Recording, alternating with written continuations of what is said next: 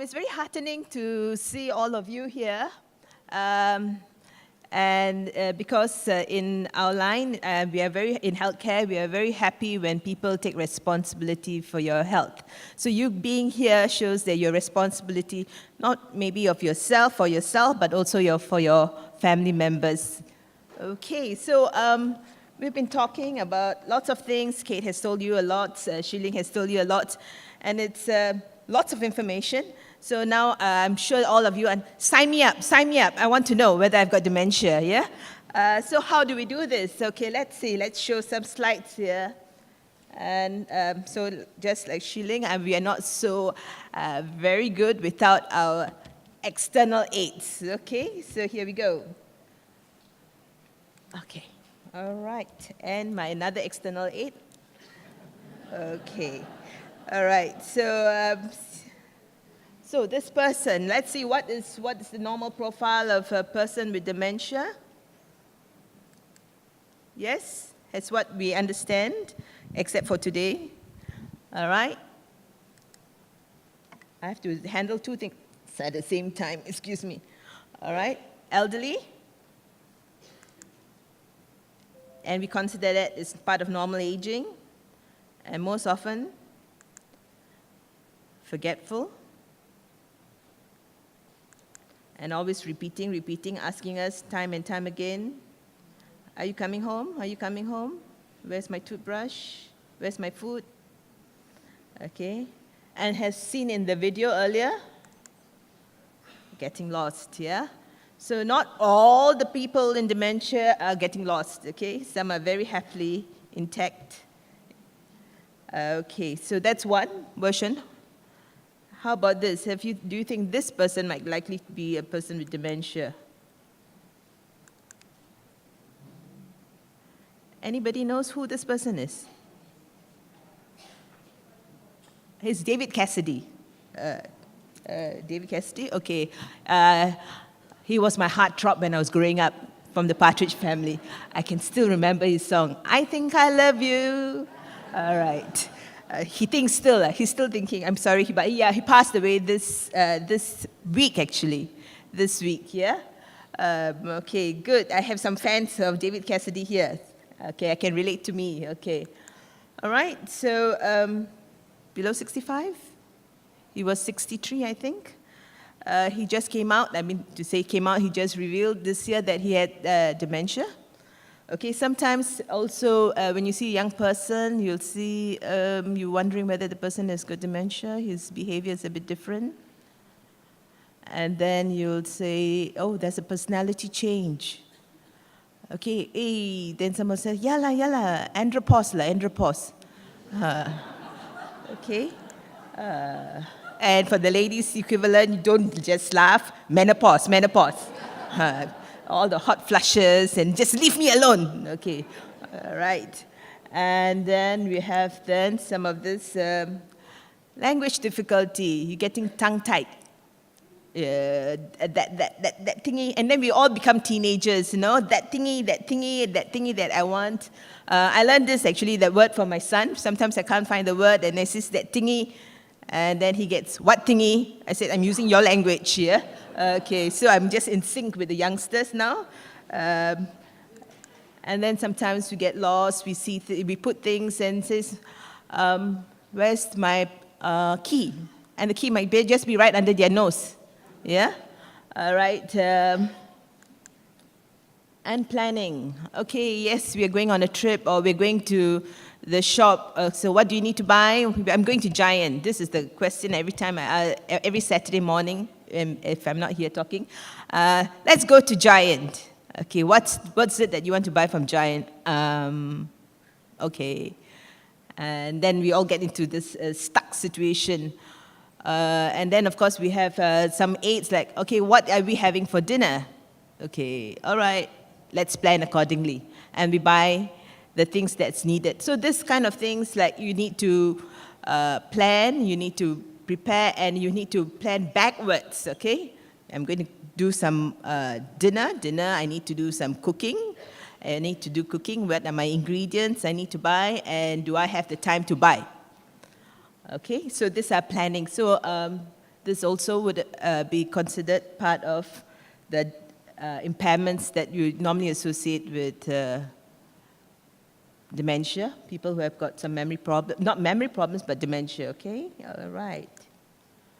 Okay, so here it is. There are lots of things that makes up dementia. So it's not just memory, as you have heard. So there is sometimes, like we say, it's word finding difficulty, the language component, not only language that we are not even finding the words. Sometimes we have the words, but we are not able to say the words. Yeah. Then there is getting lost, planning, counting. Yeah. There are many things that can be equated to dementia, but you don't actually say dementia unless there's a loss from your normal functioning.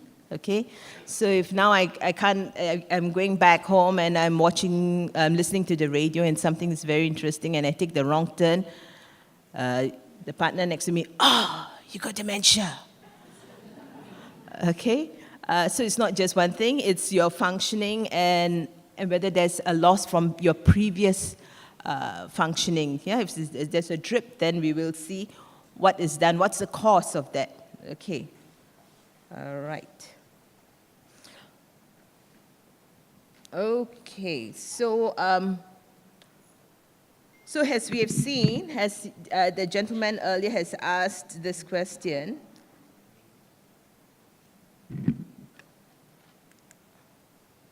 dementia, who does it affect? So it doesn't just affect the person who's just been diagnosed with dementia, it also affects the people around him, his inner circle, family, friends, colleagues. All right? And this young onset dementia, as you have known by now, is for people who have been diagnosed before the age of 65. So these people are, most of the time, the typical character of the person with young onset dementia is a person who's in career mode. Yes? Career mode, he's working, he's got a mortgage to pay, he's bought a house, the Singapore vision of the 5 Cs, cash, condo, and I forgot their children. I don't think children was one of them, but anyway, yeah.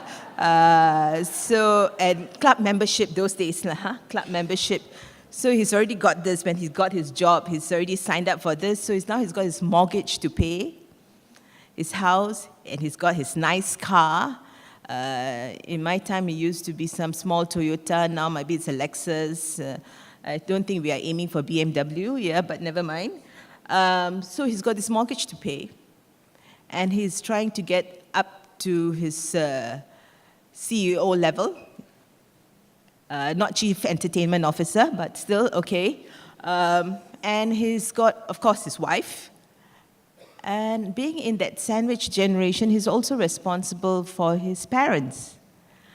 And then here he comes with this diagnosis.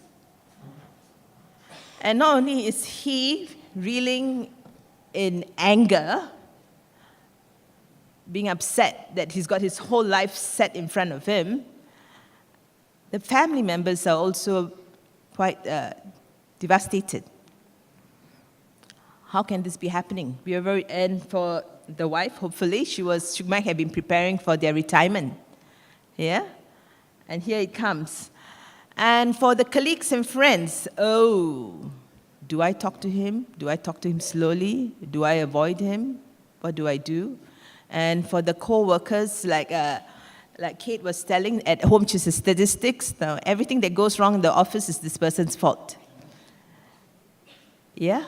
So it's a good person to blame, sacrificial lamb. His fault. Yeah. Why didn't he come why is the meeting late? Oh, it's his fault. Yeah? So, okay, so like it says, it affects not only the person with dementia, but the people around him. Okay. So here it is. So the disease, again, affects the person, as you can see from the arrow here on your right, or right on my right, and also the person, the family members. And here, in this case, I put the care partners and the family. Not only they are exclusive, but it also impacts on the relationship with each other. So this is something, a very important take-home message to carry. You may be having a wonderful relationship, but that third party in this relationship, the third party in the marriage is the disease. And it's going to take a toll on your relationship, both ways, yeah? All right. So it's very important. Then, how do we save our relationship? How do we save our marriage? How do we save our livelihood? Ta-da! Early detection. Okay, so to avoid those situations or to manage those situations, let's find out early. Okay, when do we find out? I'll come to that. Okay. All right.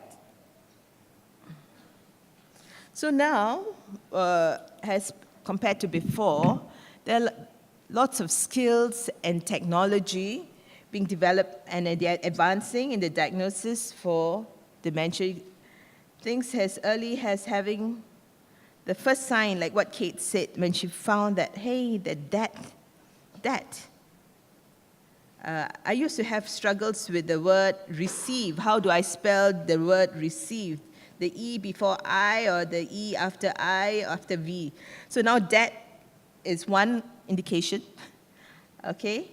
And so it makes it possible with early detection, early knowledge, early scientific knowledge, that you can actually try to find out at an early stage whether you are having dementia or even you are likely to get dementia, okay? All right.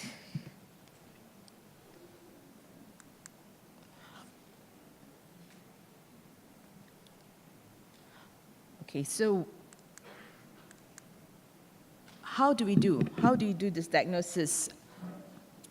All right, I want to share a story, a case. Some time ago, a person came to our clinic. There was many years ago, and he said, so we asked him why we are here. He says, there's something wrong with me. There's something wrong with me. So we did the normal testing in the clinic, simple question and answers, and we found that it was not too good. So we asked him, did you come alone? He says, yeah. After this, we prefer that you come with your wife. And I asked him, are you married? He said, yes. Can you bring your wife the next time you are here? He says, why?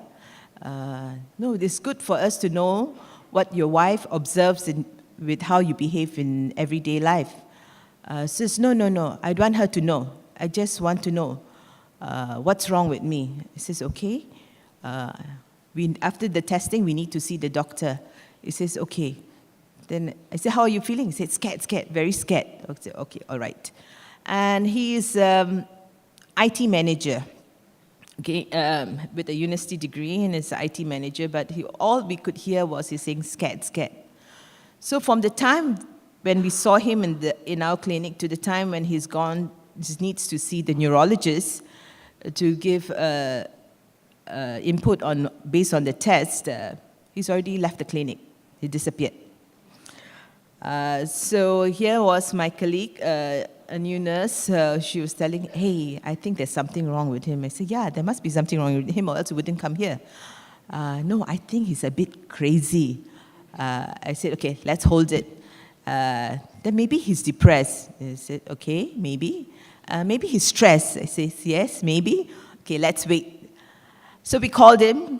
He says, no, I'm scared, and he left the clinic. So we have an appointment for him to come in a month's time. So we fixed the appointment. It says, okay, you come back in next month. You come with your wife. And next month, we called him because we thought he'll make the great escape too. It was true, he didn't come. So we remembered this particular person because of the term he was saying, scared, very scared. And 5 years later, we saw him. Okay? And so I'll tell you what happened 5 years later, his condition. Okay, hold it. Okay. So what we do at our clinic to diagnose a person with whether he's got some complaints, his cognitive functioning, that is his thinking, his speech, his memory. Okay, this is what we do. Okay, so first and foremost, we get information from the patient himself. How is he feeling? Why is he here? So is there something that's happening at home, at work, that he is not performing as well as he should? And then we also ask the information from a reliable informant, a person who knows him well enough to be able to observe and say, hey, yes, actually, nothing wrong lah. He's functioning quite okay. In fact, he's better than me. We have these cases too. Or to find out and to let us know things about him, not based on his opinion about himself, okay? Some objective observation. And whether this impacts his social interactions with family, friends, with neighbors, or at work.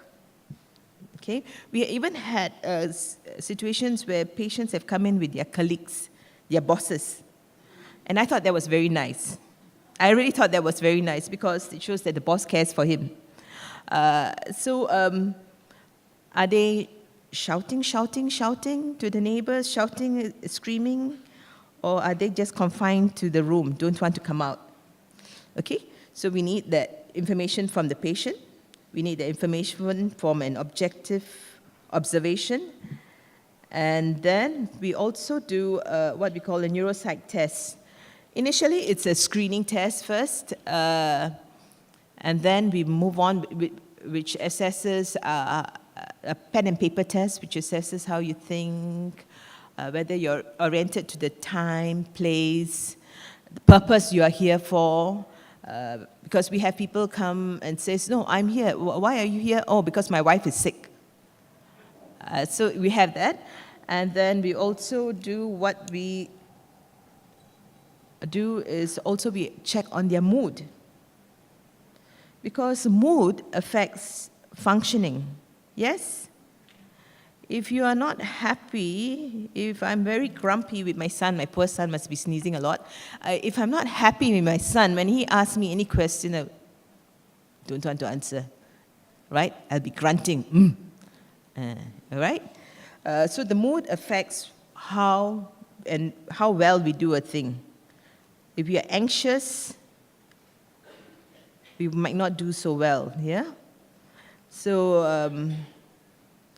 I'm sure most of you have been sitting in exam halls. When you go into the exam hall, if you're tense, you wouldn't perform so well in your exam, right?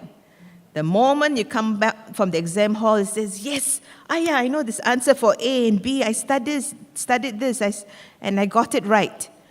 Yeah? And now in the exam hall, I can't do it. So hence, mood would affect how a person performs, how a person functions, yeah? And if need to, if it's not so clear outright, we also might do neuroimaging, okay? To see if there's anything else that's happening up here. Structural things, yeah? And then we also will likely to do a blood test to see if there are any what we call reversible causes of the symptoms, or your forgetfulness. Sometimes you might just be, you're just vitamin deficient.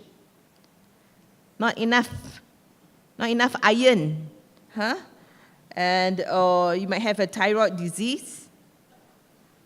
Okay, so we do the blood test to rule out the possible causes of your symptoms that mimic dementia. Yep. So this is what happens when you go to a clinic to get the testing done, yeah? Okay. I have to... Okay. So now that you know, or you may not know, that you have dementia, so the question which Shiling asked us just now, what if you are told today that you have dementia? At that moment, it struck me.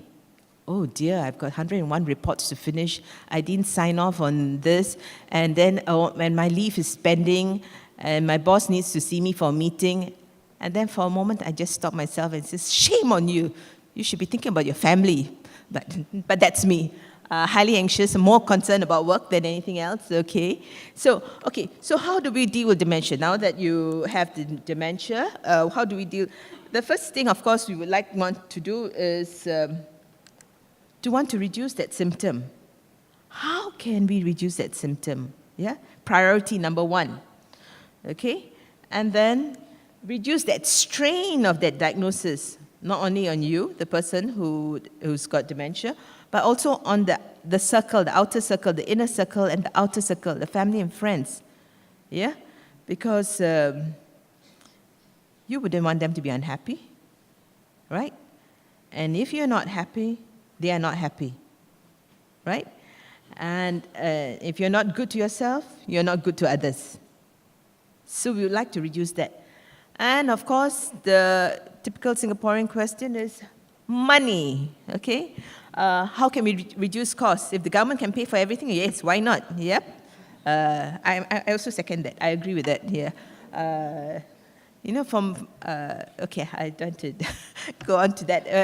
I'm thinking about those things, about how the government planned lots of things for us, not only our housing, how many children we have, who we marry, yeah? So why not? Why not? There's this, take care of us also, yeah? And along the way, maintain the quality of life, yes. I'm used to this kind of life. Can we still maintain this with this kind of diagnosis, yeah? So this is how takes priority when we have a diagnosis of dementia, at least for me, yeah? Okay, let's go. All right.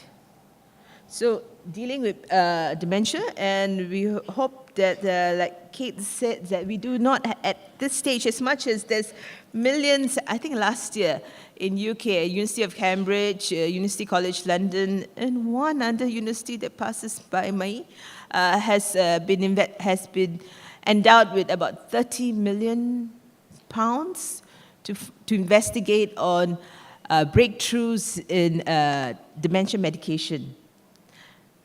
And up till now, it will take some time before it's out here on the streets with our pharmacists. So it's still taking some time. Until then, we are just hoping, with all the clinical trials that are available, that there will be some breakthrough soon.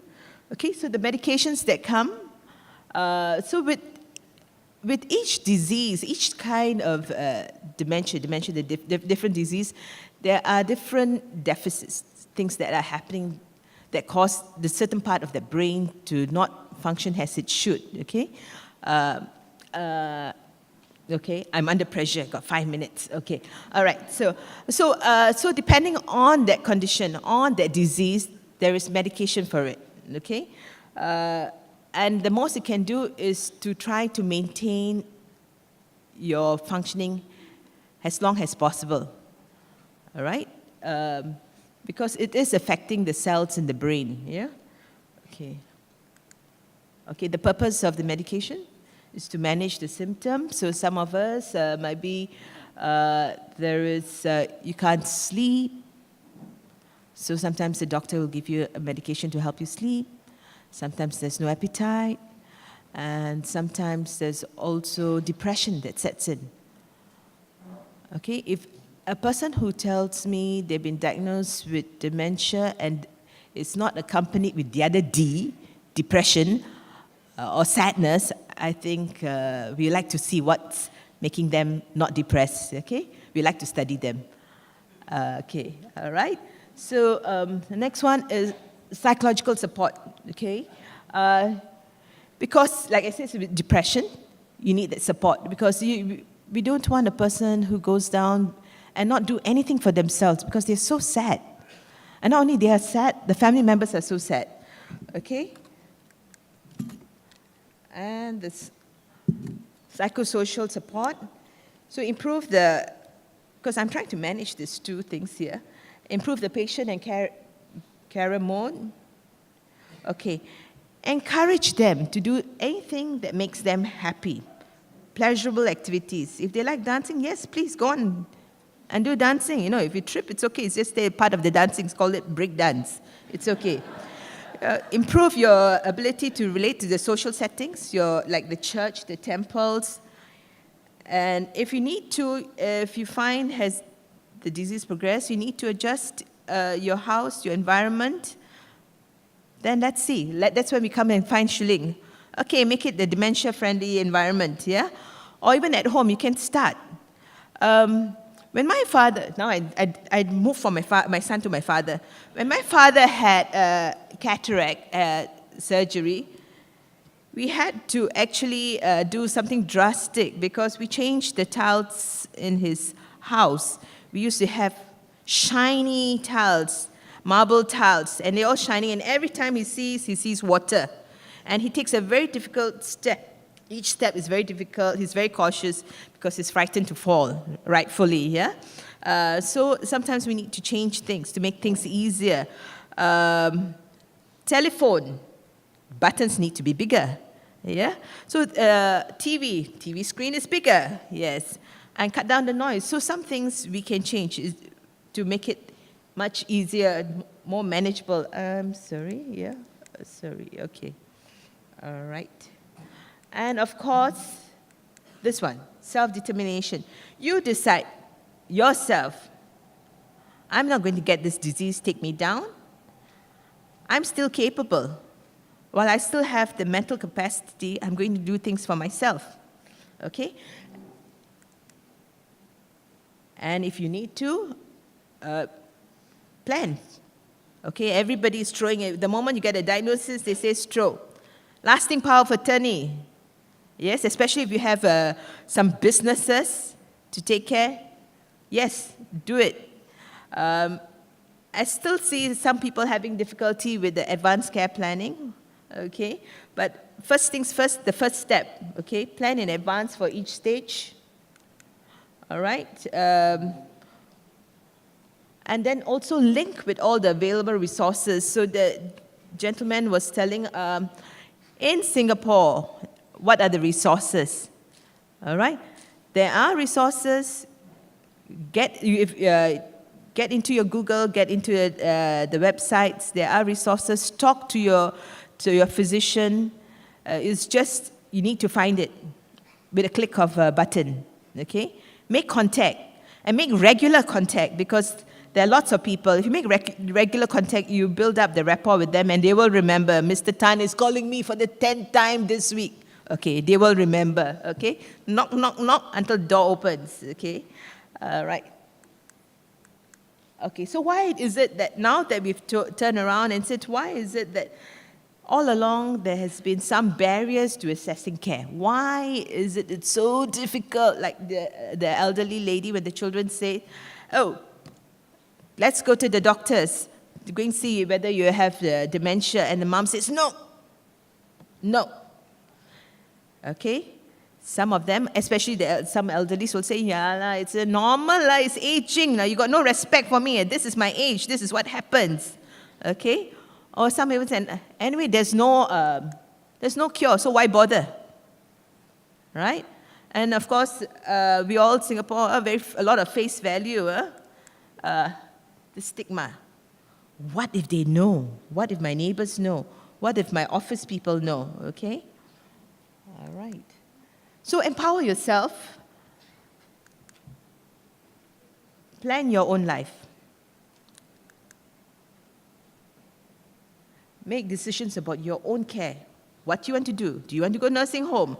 Do you want not to do nursing home? I have an elderly man, a man who told me, yes, I want to go to a nursing home because my children are no longer here. My wife is very sick. I don't want to burden her with that.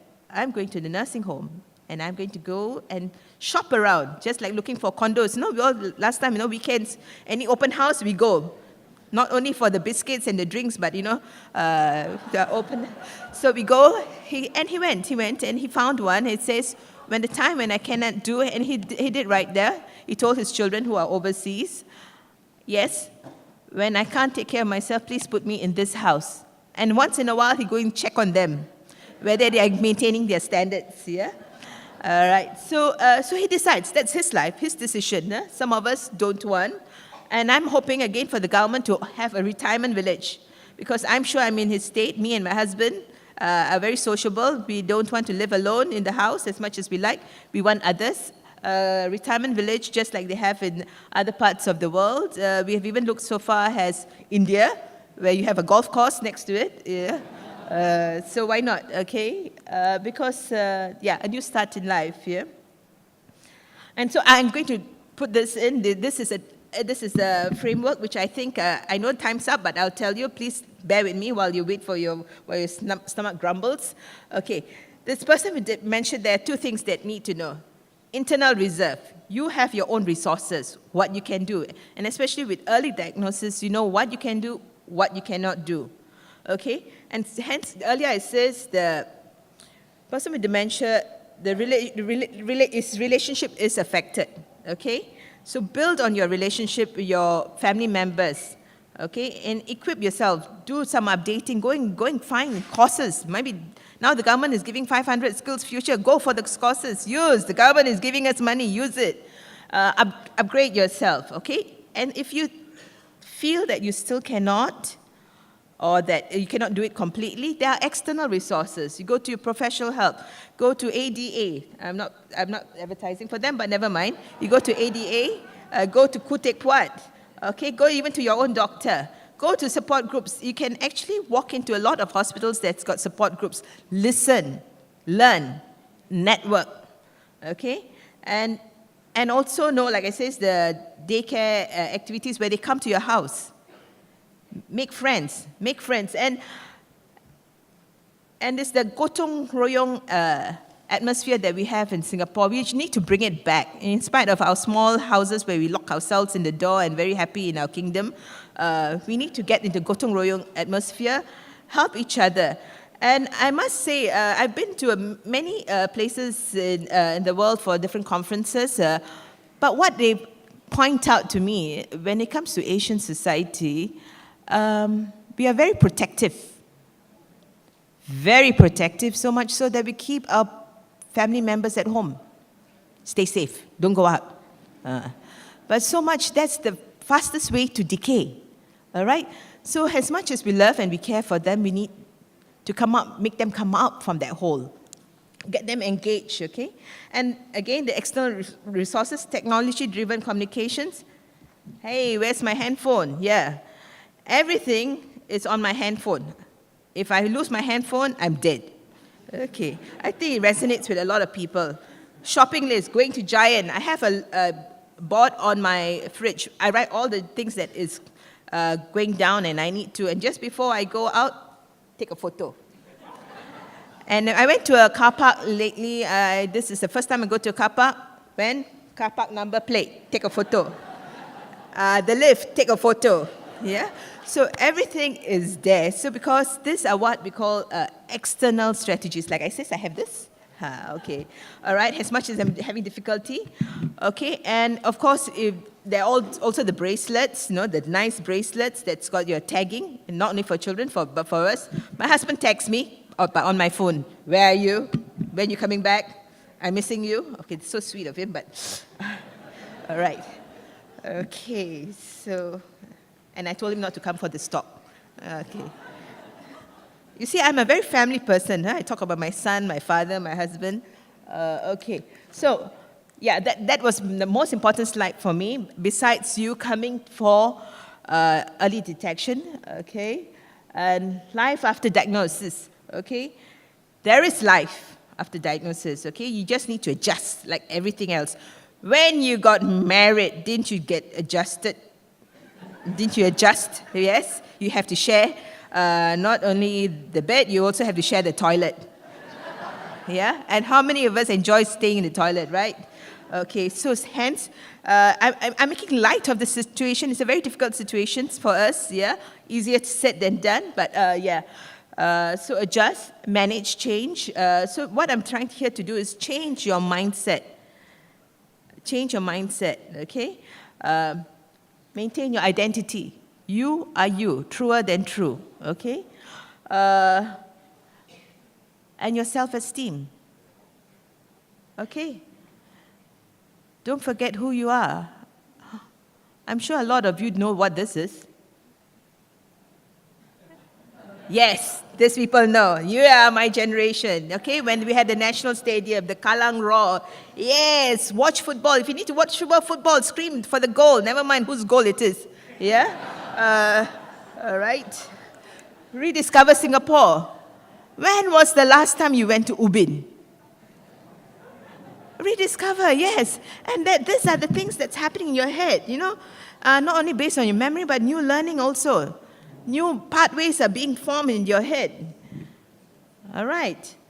And for you who are still working and you're very afraid that you're going to lose the job, take on a different role. Reinvent. Be a mentor.